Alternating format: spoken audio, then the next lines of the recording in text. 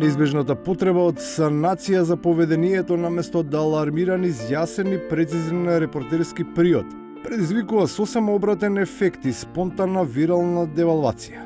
Новинарско-поетскиот топус потпрен на надежно воведно сценарио прераснува во монолошка трагедија во која авторот, до крајот, самиот си ги побива во ведните хорор елементи.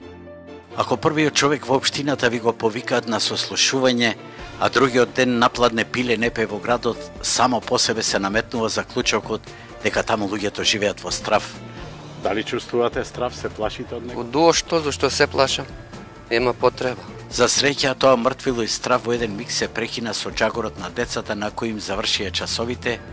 Сличен расплет на ситуацијата само во обратна насока имаше во телевизиската дебата во која по воведниот джагор еден од гостите предизвика вистинска штама, па не баре отпочнал нов час, овој пат по историја. Тој се обиде да даде свое видување за според него искривените факти во наставната програма, која некој се обидува да им ја протне на новите генерации.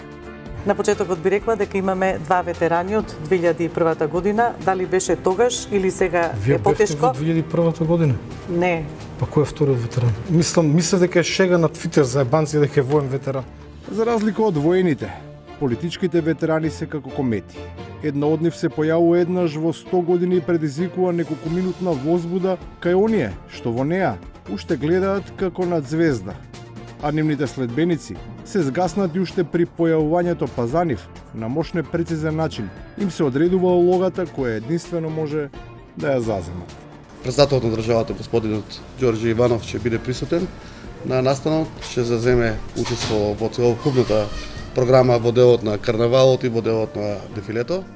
На такво карнавалско дефиле македонската јавност ја прошета и лидерот на опозицијата. Неизвестноста која се обиде да ја пласира заврши со оставање простор за најразлично толкување.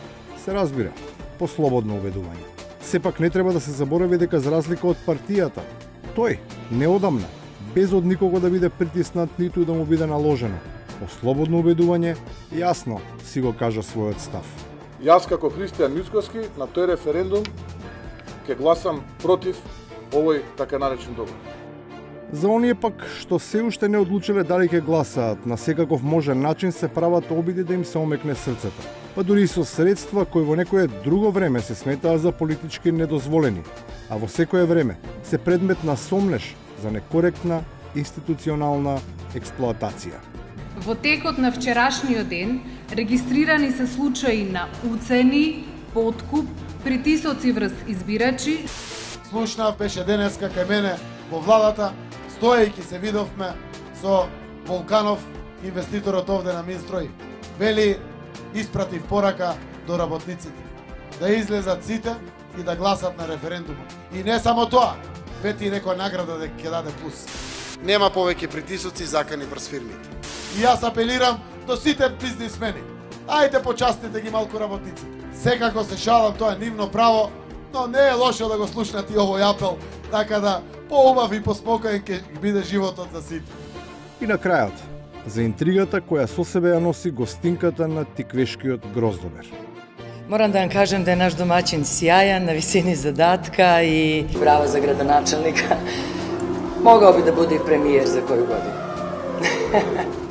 Или гостувањето било на барање на кавадарчани, или изгледа секој амбициозен градоначелник. Се надева дека карта за влез во високата политика се пофалните и пророчки зборови на српската турбофолк пејачка.